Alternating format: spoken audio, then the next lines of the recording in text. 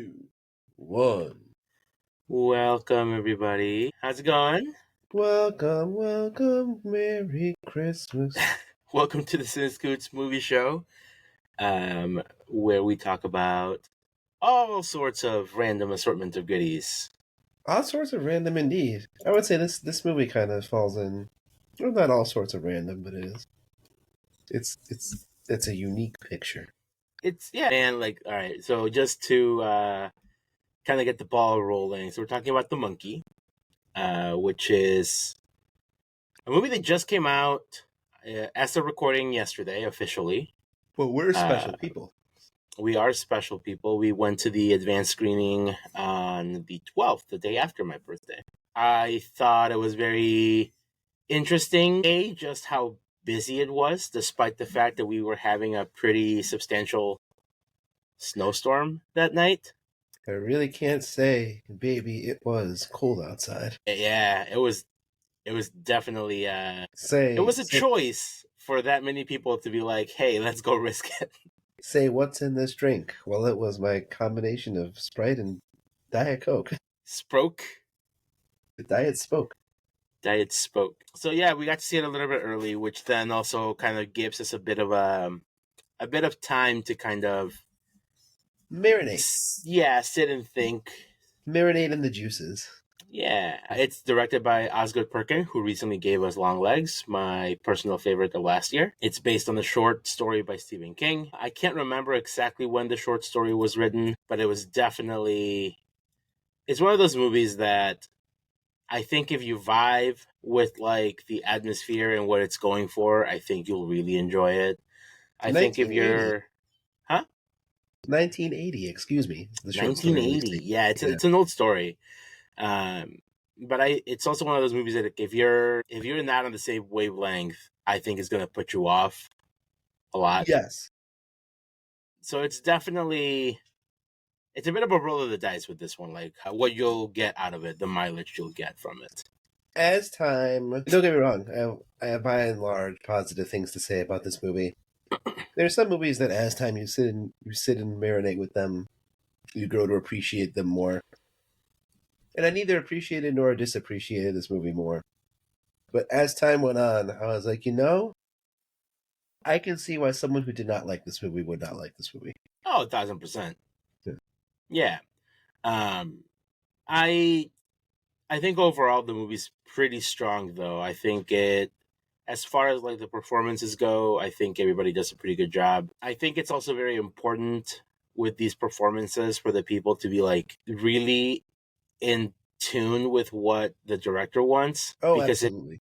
If you don't, then you run that risk of then something just feels disjointed. Yes. And I feel like this is one of those movies where like everybody kind of knew what they were there to do, and then it allowed the movie to be consistent in its tone, I feel. This is one of those movies where the characters could kind of all feel like they're on the same wavelength as Nick Cage's character in Long Legs. Like a little bit. But this is more appropriately, I think this is one of those movies that when you watch it, you're like, this takes place in a universe that is not our own.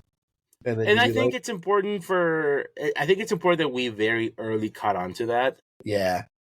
One of the things that I've noticed after watching it, after kind of having my thoughts set, and I watched a few reviews, I did kind of notice that a lot of people were like, the characters act weird, and I don't like that. And I'm like, well, you're also then pretending these type of characters exist in our world, and that's just not what's happening here. Yeah, and I could see how that weirdness would be off-putting, like I said before. But once and I think to the movie's credit, it very early lets you know, like, hey, this is a different realm of existence. Yeah, and that's fine. Not every movie needs to be like set in a quote unquote realistic Earth per se. But once you see that in this movie, like, it's your choice to be like, all right, I'm either going to accept it or not accept it. Yeah, and like the twists of fate in the springy key in the back of a monkey's back. Yeah, I think the last time we saw a movie quite like this was Bottoms, where it took I feel like that movie though took a few a few like instances to fully be like, wait a minute, this isn't real life. I feel like Bottoms and Lisa Frankenstein are good practice movies to watch for this movie. Yeah, for sure. I think Bottom's a little bit more so than Lisa Frankenstein. I agree with you. Lisa does have its beats where you're like, hold on, people should be questioning this a little bit more. Whereas I feel like this and Bottoms very, very quickly and very strongly just say, no, this is if you're trying to treat this with like your normal movie lens, you're not gonna have a good time. Yeah. Yeah, so now with that out of the way, let's get into this movie because honestly, I don't think there's a lot else that we need to say non-spoilery ish. Yeah. I would say if you're remotely interested, check this movie out. I think you'll get some laughs, whether or not you're fully invested in the world. I think you're going to get at least some good laughs, some good creepy imaging, and some pretty gnarly deaths. I think the mileage you get from the deaths is also a little bit mixed, I would say. Yes. Some of them are a little bit more Final Destination-y than others. Some of them are kind of just like a bit of a glance and then you move on. This movie, when it comes to the deaths and the kills, it opts for quantity instead of quality. And I'm not saying the quality is bad, but I am just saying that this movie leans into the fact that there are a quantity of deaths happening, especially at a specific point. Yeah, I can see that. I don't know that this movie was trying. A lot of people are comparing it to Final Destination, including myself a little bit. But I don't think it's necessarily going for that because Final Destination is more about like the premeditated nature of these people dying, right? Like this is fate and it has to happen. So by golly, whatever this death spirit is here to do is going to make sure it happens. Whereas in this one, it's like it really does feel like LOL, IR so random, but that's what it's going for. This movie is well, shit happens, man. And I mean that the tagline, dude. The tagline of this movie is "We all die, and that's fucked up." Yeah. And yeah, I think going in there with that little bit of information in mind should kind of prep you for what exactly you're supposed to be in for. Man, that's basically like the theme of the movie right there. It is. Good night, everybody. Yeah, so let's get into it. What do you think about the characters first and foremost? Because we have Theo James pulling double duty. We also have a little boy named Christian Convery who also plays young Hal and young Bill. Mm-hmm. So like we got two people doing double duty. I think both of them do a good job at like separating what the characters are. Yes. Yeah. You're I thought there was more to the sentence. No. It almost kind of reminds me a little bit of an 80s movie. Yeah. In the sense that you've got like that nostalgia of looking back at a childhood that was probably in the 80s. Mm-hmm.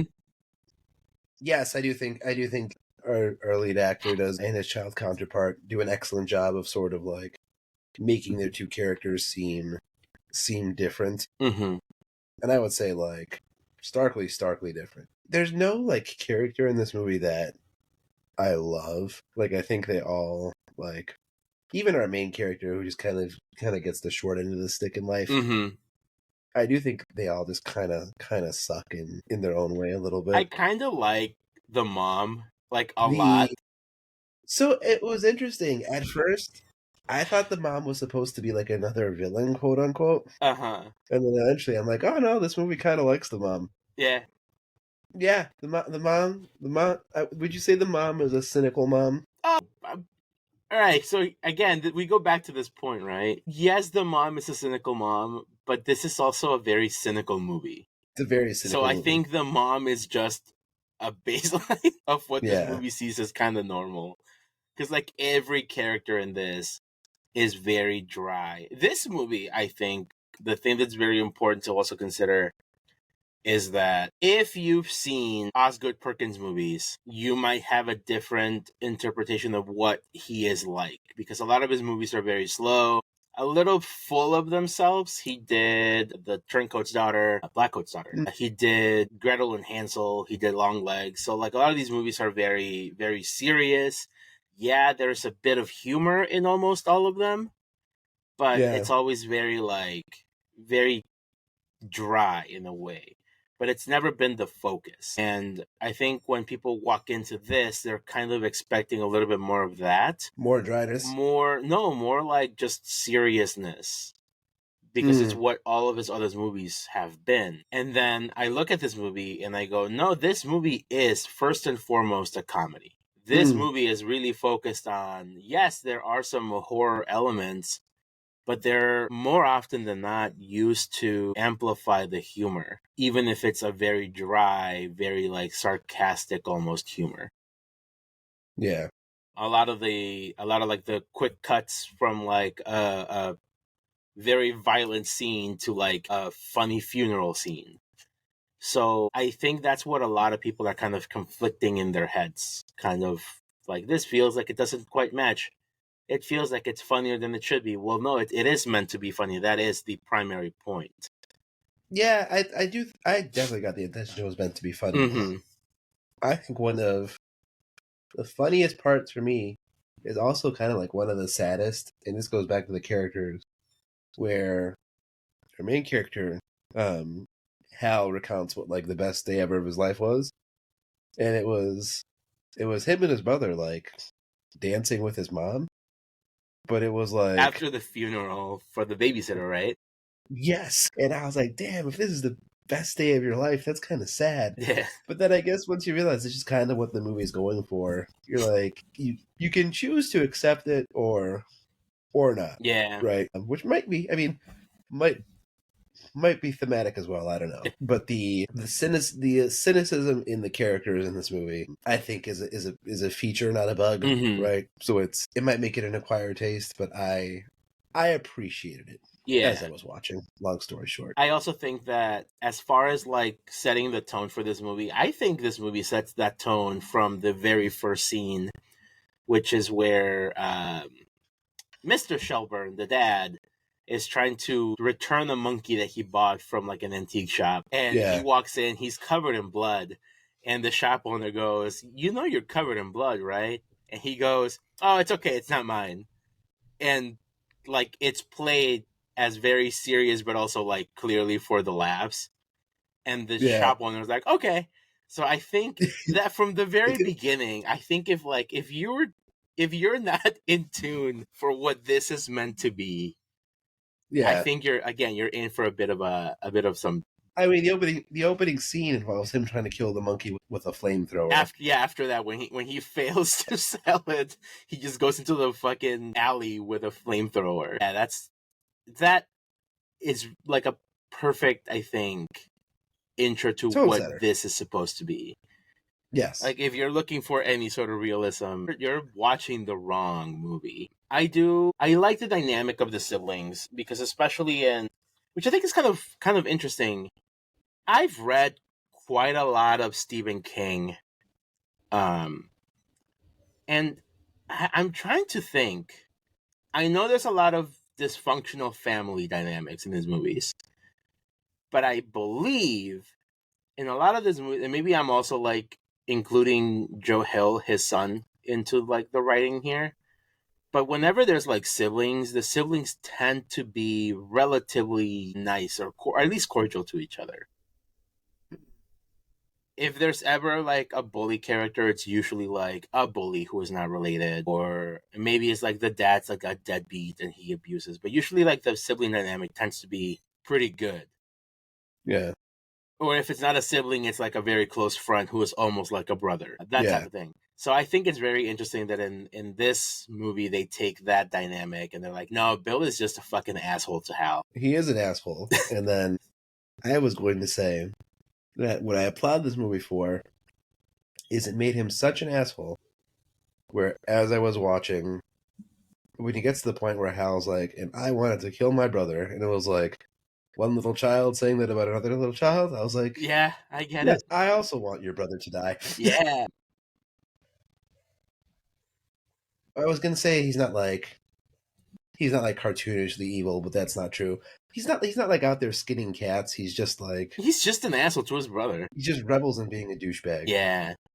And yet you still feel sad for him when Mama dies. Yeah. And he's wearing his little suit. His little suit. Yeah, they find this monkey that again the dad clearly did not. Yeah. By the way, minimal explanation as to the monkey Which is and its fine. I origins. think I think if Yes. you explain the monkey, you take the mysticism away from it, which I think is it's a choice that I appreciate. A lesser movie would try to have the brothers find like the origin of the monkey. Yeah. And yeah, that's not as interesting, I think. But I love the fact that they just find this random monkey that the dad clearly had no intention. Oh, I agree, gentlemen. yeah. Um, this monkey that they clearly had no intention in giving to his kids, but the monkey Hmm. still shows up, which is, I think this is kind of what leads to like the theme of what exactly is this monkey? Is this monkey like a trauma of sorts? Yeah. Trauma, fate, maybe both at the same time. Yeah. Because the monkey does follow. The monkey does follow them, and like other than just having a particularly like cursed life, there's no other indication that they're any sort of like special family. Mm-hmm. Right? They are kind of coded as like every family. But it is interesting that like we don't get the gaps of how Monkey got from the thrift store back to the family. Yeah. We don't really get the. I was actually kind of confused as to how Monkey, like if we got an answer or not, as to how Monkey got from under the well, and then Honestly, I think it back to the. in the story from what I read. So before the movie, I listened to about half of it, and Yeah, then even right now, I'm not quite done. I just have it. It's not a terribly long story. It's only about. we do all the research for this pod. We listen I to mean, half of us listens to half of the. here's the thing: the movie is different than the story Yeah, enough that I'm like, I don't think it. When I was listening, I was like, I don't think I really need to read this to understand what the movie itself is trying to do with this versus what the book is trying to do with it. very fair. So as I was like, I'm not necessarily like itching at the bit to like finish this. Very fair. But in both stories, from what I do gather, like it honestly is just monkey magic. Like this monkey is not. Well, yes, it is a physical thing. It's first and foremost like a supernatural thing that does it whatever the hell it wants. Yeah, I mean, the fact that the dad burned this thing and melted it with a flamethrower, and then within a year or two after that, appears in their closet brand spanking new, like without even like any sort without a of scratch. yeah. That's already like a tell that this monkey is playing by its own rules. In the Yes. story, the monkey does have like damage. They talk about like the monkey's like the fur is all matted. It has like pieces of fur missing, almost like if it had been burnt Mm-hmm. or like torn at. So like that monkey is already different than this type of monkey here. Is the monkey evil? I don't think so because Yeah. I think it's if the monkey was evil, I think then this kind of leads into what kind of happens next. So like they play with the monkey, they turn the key in the back, and it plays this little beep boop song, but Yeah. it doesn't finish the song, and it's not until the song ends that something bad happens. Always that bad thing, always being someone dies, but it's always Not the turner. random. Like Yeah. the first one that dies is the babysitter who gets her head cut off on accident by hibachi chef. So like that, like just totally random, right? The second person who dies is Lois when the pal is angry because Bill is bullying him in school with the monkey, and then the girls bully the shit out of him too. And so he turns the key and he tells the monkey like, I want you to kill my brother, and the monkey doesn't. The monkey just Correct. randomly kills the mom. So I think if the monkey was evil, then it would allow people to kind of do something that they want that's evil, in this case, killing the brother. I think the fact that it's like a random person near you is more of like that symbolism of like the randomness of death. Yes. I think that's why I have a hard time even like remotely thinking the monkey's evil. Yeah, not evil in the sense that it's like I think it's evil in the sense that it's destructive, not necessarily evil in the sense that it has like a malicious will that needs to be destroyed. But I think by the end of the movie, like we're at the place where we just kind of have to accept the monkey. Yeah, I mean, in a way, I think the monkey is not only like a symbol for like the randomness of death. I think it really is just death itself, Yeah, in the sense that like you as an outsider, when it doesn't happen to you, you can see death as like a very evil bad thing, like someone you love dies and that sucks and it makes you mad, it makes you sad. So therefore, like you see that as a very, very bad thing, evil, right? But I right. think when you grow up, you start to realize like, well, this is just gonna happen. Like trying to stop it is Yeah, not good. but you Like can't. once that key's turned, that key's turned. Like you Right. can't stop it. And then And trying to harness it yourself is not it's good. absolutely not good. Like it's not gonna do what Yeah, you want. You can't pass on your death to someone else, like wishing it, right? Like you can go and do right. something about it, which is not good. But yeah, I think that that symbolism of what the monkey represents, I think, is pretty clear in this movie. Yes. I do appreciate the fact that after the siblings die, I think they both take something very different away from Lois's death, Hmm. because I think Hal just kind of like resigns himself to like what is happening, and Bill just sinks into this like delusion. Bill's whereabouts in what was happening with him. I don't know if I don't know if confusing's fully the right word.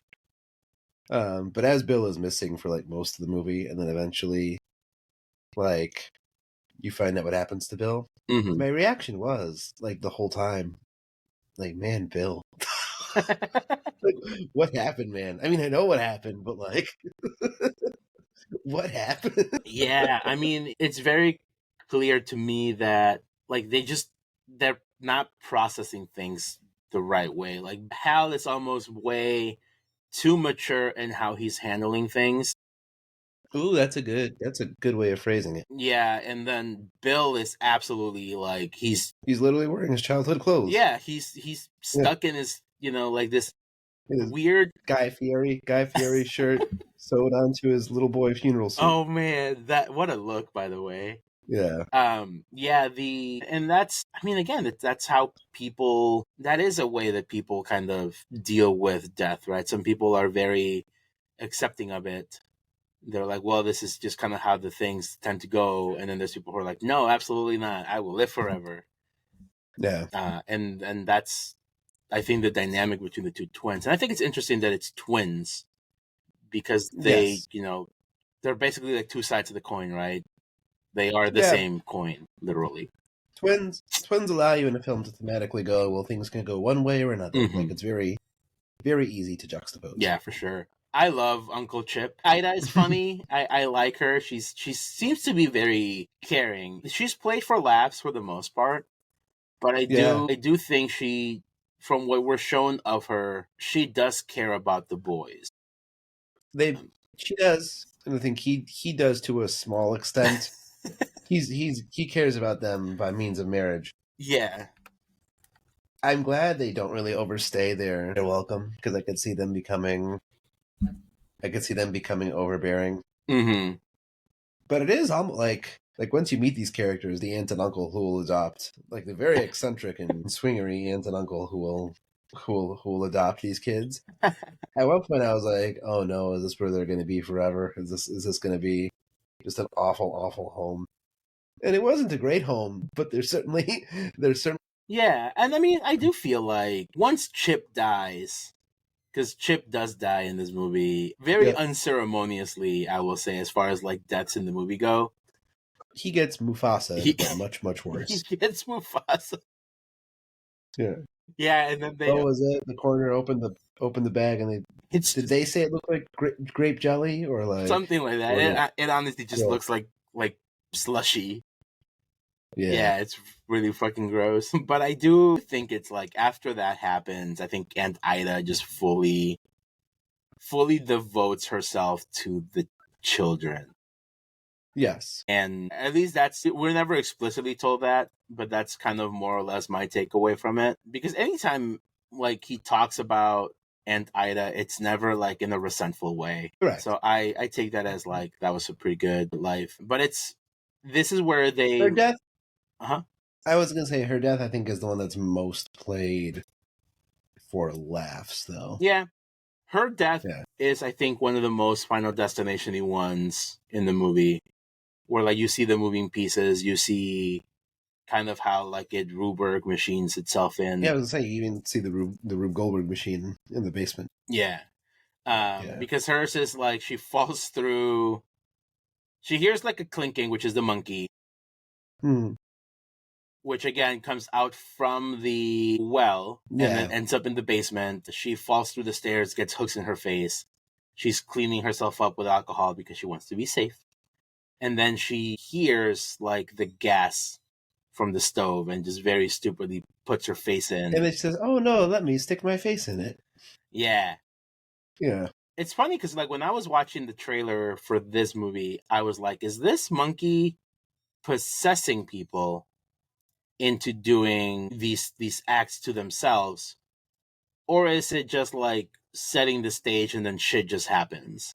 And I think it's, as we were watching, it really does solidify like, no, this is just like, it's a very unfortunate accident. Like she sticks her face in there because she hears and smells possibly the gas. So she wants to verify that it's coming from here. And then when the pilot kicks in, then the alcohol sets off, right? So like, she didn't stick her face in there and turn the thing on herself. That's kind of what I was like. I hope that's not what's happening. Because that would, to me, that would feel very, God, what's that movie? The Happening? Yeah. And I where did not want they're like that. forced to kill themselves. Yeah. I would not have liked that. Ironically, it's weird to say it, but it's not that dark. Yeah.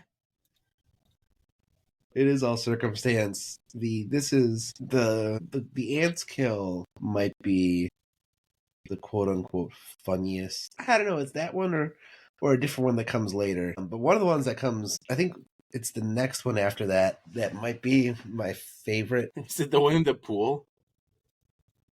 No, that one's crazy though. That one I think is the most like fantastical, comical of the kills in this movie. That one's the one that's most like, come on. Yeah, that one's the one that kind of makes you go, this does not. this isn't fair. No, I like the real estate agent. Oh, that one's great. I do love that one. That one's really funny. So kind of to go back a little bit here, I do like that we do have rules to this monkey, kind of like we said. You cannot tell the monkey who to kill. Once the monkey is on his path, you cannot stop it. Yes. And if you are the one who turns the key, ideally you are spared. Yeah. So I think that it's good to have those rules laid out because that's how they test it. Bill, that's how Uncle Chip dies.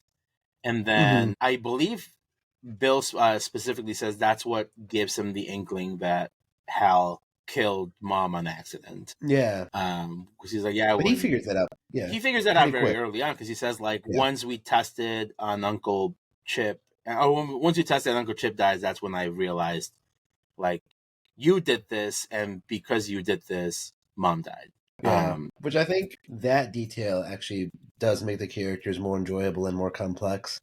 Because obviously you're rooting against Bill for most of this movie. But then you get that point and you're like, oh, well. Like, I get it. Like, I can understand why Bill is so angry at Hal.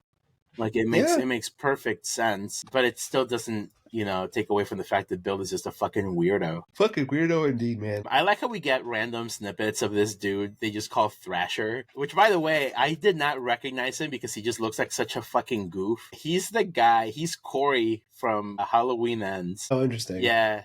And he is also just a fucking goober in this movie. Because he's like, I found this monkey. Thrasher? Oh, the Wayne's World looking guy. Yeah. Guess he's like, I found this monkey. He reminds me of my dad. Yeah, that was actually... So Thrasher lives in a home. Is it with his twin brother? With his mom. The army guy? With his mom, and then who's the army guy? Yeah, the army guy, the brother, yeah. Yeah. And then the dad was a police officer. I forget, is the dad dead or no? The dad's just missing, I think he says. Like, He doesn't know where Dad is. Were they supposed to be like a comparison to Bill and Hal? I don't think so. I mean, Yeah. I guess you could kind of make the argument that maybe there's something there, like this obsession that Bill has is similar to the obsession that Thrasher has, and this Yeah. kind of like indifference is more of that numbness that comes from Hal. I mean, I guess you could kind of make that, but I don't think it's that deep if I'm being honest. Fair enough. But I do like he finds the gun later in the movie. He's like, "Hey, like I've got your gun. You got any bullets?" He's like, "What kind of bullets?" I don't know why his line delivery just made me kind of laugh. Yeah. But yeah, so like we have this like weird side plot going with this guy. Because he's the one who finds the monkey and gives it to Bill. And as like all these deaths are happening, Bill is communicating with Hal, and he's like, "Hey man, listen, people are dying. We gotta find this fucking monkey." And it takes a while for Hal to kind of realize, like, oh, he's got the monkey already. Yeah. And I think it's one of those things where, like, if you're Hal, do you just like cut your losses and fuck off? Because from what I've kind of understood here, the monkey can only really do things to like a vicinity almost. Yeah, it seems that it's only killing people in town. Yeah, so like if you know Bill's got this monkey and you're kind of afraid of this monkey, should you just like skip town and be like, all right, well, I'm gonna go very far away from here? Well, it's interesting. Hal really doesn't care about himself. Like, he really mostly cares about Petey not dying. Yeah, which I think it's a very it's weird, right? Because like part of you goes, it's sweet. It's a good character like beat that he cares so much about his son that he's willing to alienate himself from his son, and I'm assuming his ex-wife as well. To such a shitty extent. He just signs the birthday card. Hal. Love Hal. Damn, dude. Yeah. There's a lot of these little like really funny beats to me. That's one of them. I love the idea that he's like, yeah, I mean, I see him once a year. And like, what the fuck? Who says somebody's like, you what? Isn't it Hal? Maybe. Someone goes like, wait, what do you mean you only see him like 1 week a year? Yeah. That, and also like the fact that he's willing to go to this extreme because he is so paranoid. I mean, rightfully so. Rightfully so. I mean, I think that does. I mean, I guess it kind of answers my own question. Like, why wouldn't he just skip town? Because he wants to stop this monkey so that it can't be used against him. So I guess I can see that. And it really is killing a lot of people. It is killing so many fucking people, dude. He is. I mean, he is noble in that respect. I also wonder if he actually felt, because during the whole movie, even more so that he's just like main character, I felt that he was safe from the monkey. Yeah, I never felt worried about him.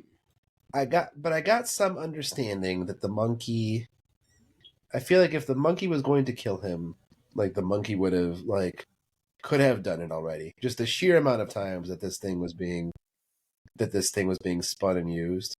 I did feel like he was safe from the monkey. I mean, but then that also then kind of comes back to this whole like randomness of it, right? I think if the monkey were to ever specifically choose not to kill him, then it takes away from the randomness of death, right? Yeah. So that's why I'm hard pressed to be like the monkey spared him. But at the same time, we don't know. Yeah, at the same time, you really don't know what the monkey wants or doesn't want. Yeah. So I don't know. I'm not married to that idea. I'm not dismissing that idea.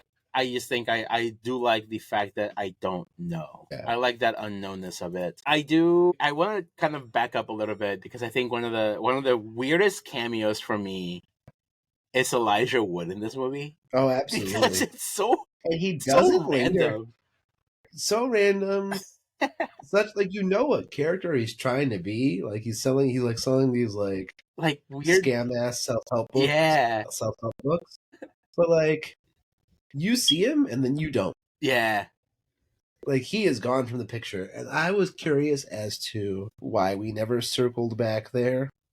I wonder in the if there's first like a place. deleted scene where like something happens and he shows up and gets off. Maybe.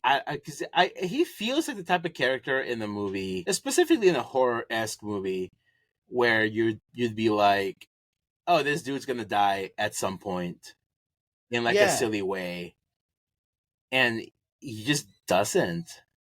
This movie definitely makes him very hateable. And he just doesn't, you're right. I think this also intersects with the fact that like this is a short movie. Yeah. Like it is a tight Isn't it it is like a 80 something movie? It's 80 something minutes, and then you take away credits. yeah, like for the record, Disney's Hercules is an hour and 31 This is minutes. an hour 38. Yeah. Um so, I'm kind of I part of me wishes we got a bit more of that situation back at home just cuz I was curious to see what happened. Mm-hmm. I'm back at the mom's home anyway.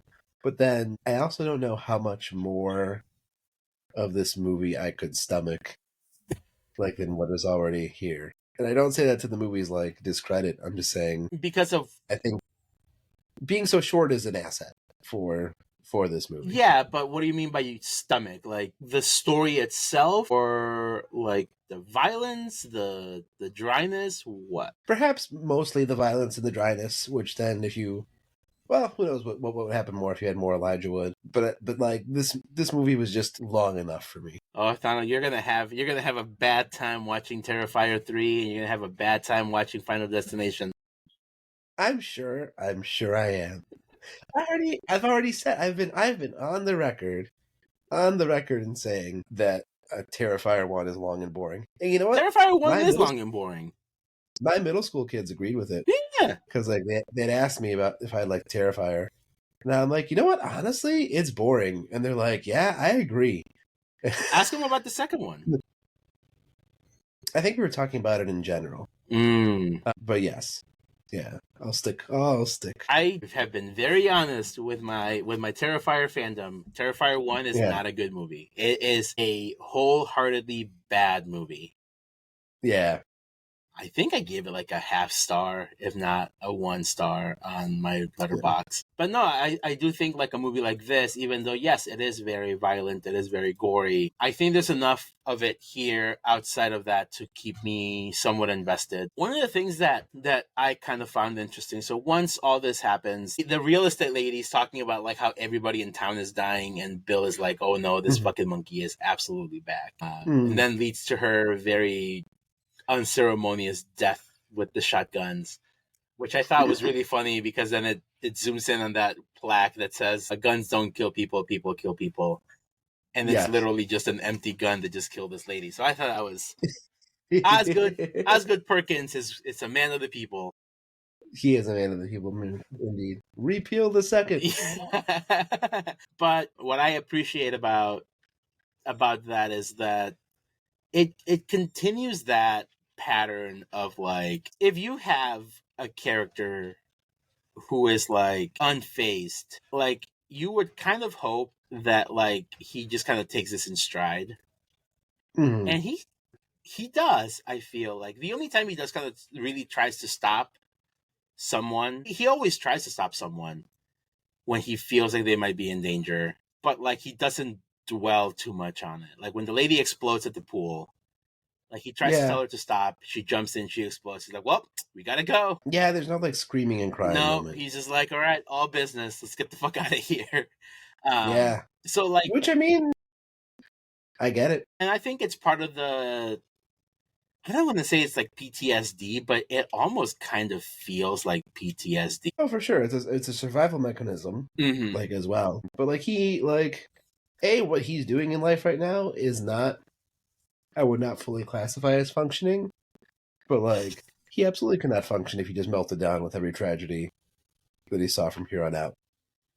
Just because of how full his life is of them. Yeah. The thing I find also kind of funny is how Hal lives in this saw trap of a house. He has like tripwires and everything. And I'm not saying it's not one of those saw trap things that kill someone, but I'm surprised by how it was only one thing that killed someone. But did that? Yeah. because they Yes.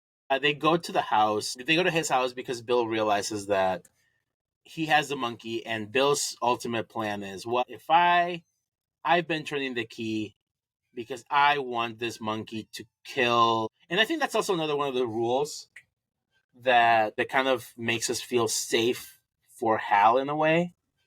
If you say who you If wanted you to kill, yeah, it's not if going to you kill that person. try to aim the monkey at someone, the monkey is not going to want Yeah. to do that, right?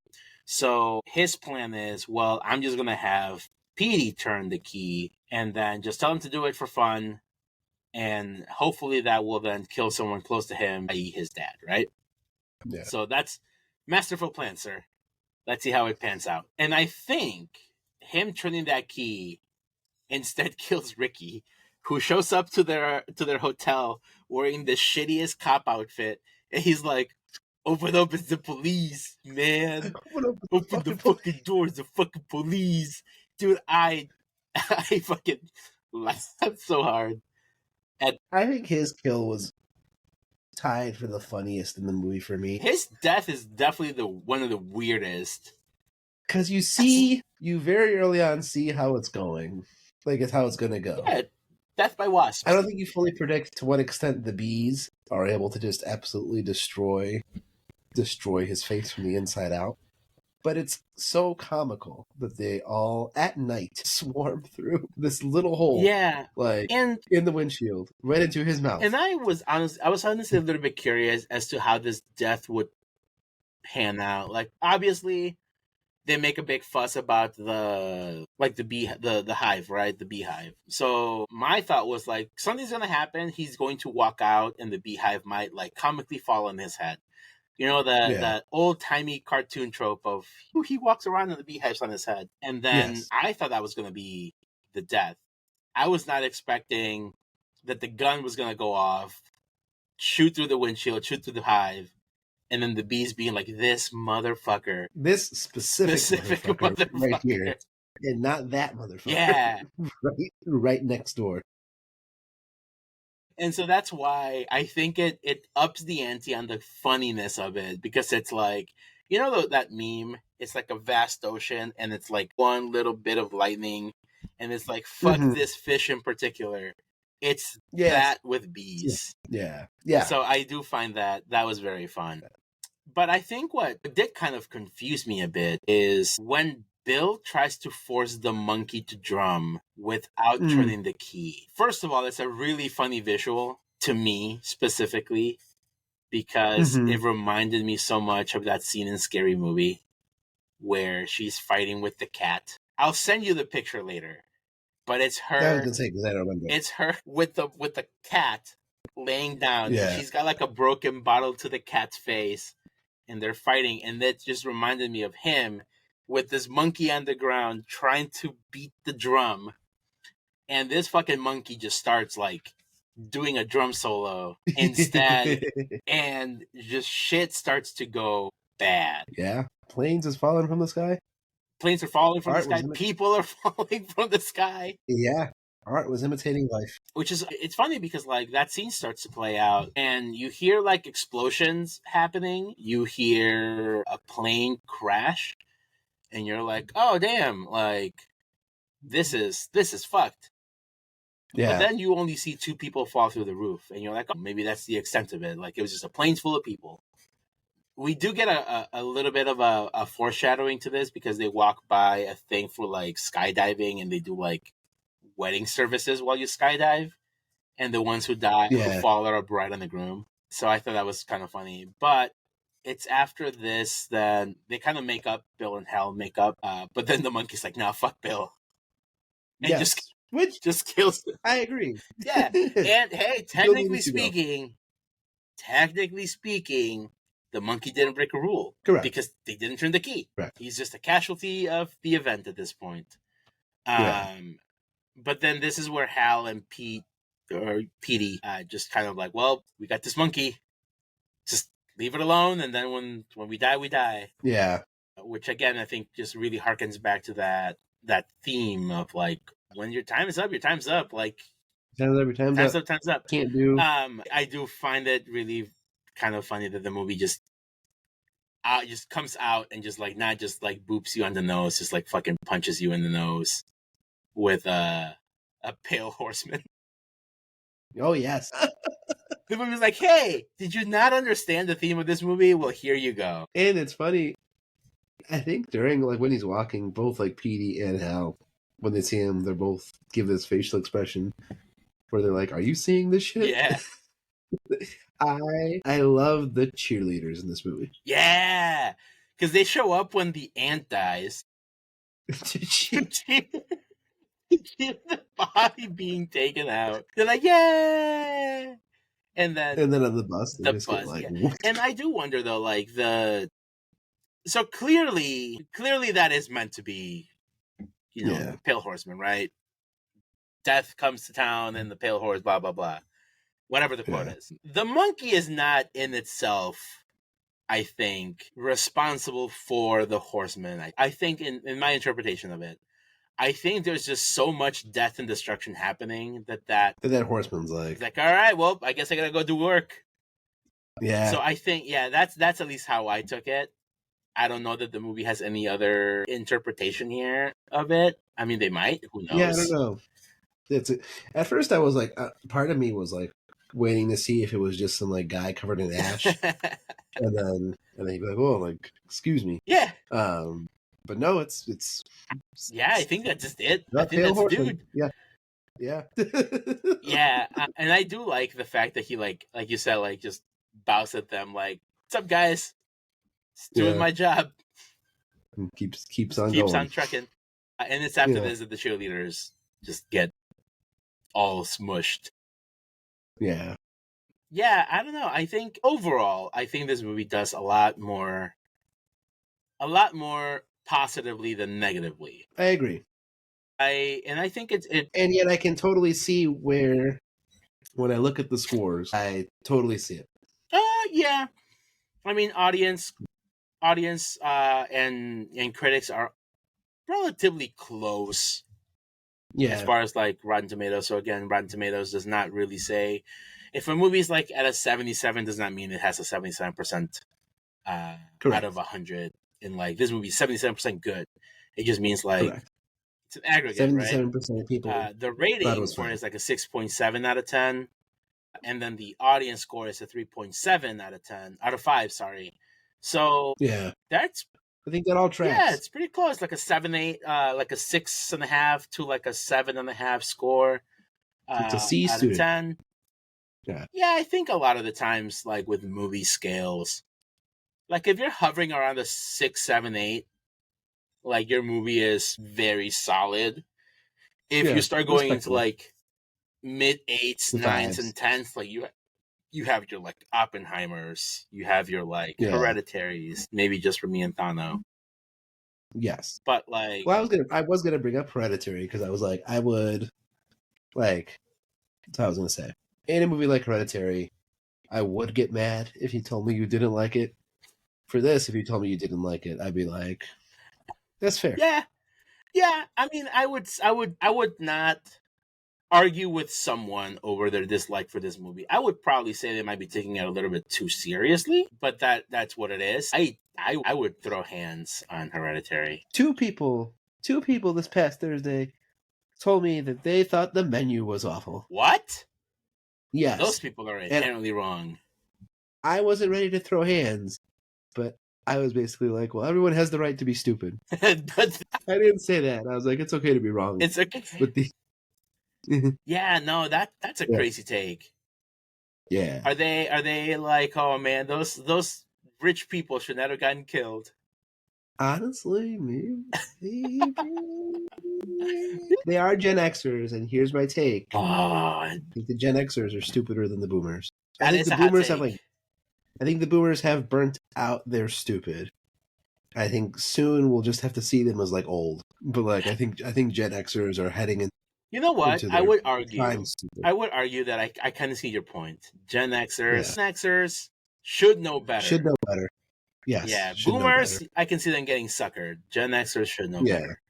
That's a good point. Yeah. Well, on that, we have nothing else really to add here. We have not The weekend box office has not ended. It has a very modest budget, which is in line with an indie-ish movie like this being directed by James Wan and his company Atomic Monster, being distributed by Neon, who has been on a fucking roll like the past maybe year or two. Yeah. Because last year they had Immaculate, they had Long Legs. There was another Neon Cuckoo was really good too. And now this year they have, I mean, they're starting the year off pretty strong with the Monke. But Neon is making moves to, I would say, almost do better in general than A24. Yeah. So I'm very curious as to like how they're going to go on this year, because there's quite a few movies coming up this year that I'm very, very, very much here for. It's a good thing. It's a good thing, my friend. All right, everybody. Oh, they had Nora last year. Fuck. That movie might be our Oscar winner for the year. I have seen so few of the Oscar movies this year. Yeah. And I honestly have very little desire to see most of them. For sure. Oh, they did Presents too. Oh, very nice. Yeah, they released Presents. Yeah, they did. I forgot. Yeah. I forgot. Oh, and Chris Duckman's movie. Oh, cool. Mm-hmm. And Life of Chuck. Life of Chuck. That's Mike Flanagan's next movie. Nice. Very good. All right. Well, when those movies comes out, we will talk about them and give you We'll be here and we'll be queer. Yeah, we will be here to give you all of our opinions. Until next time, everybody, he has been Thano. He has been Javier. And this has been the Cine-Scoots Movie Show. Bye.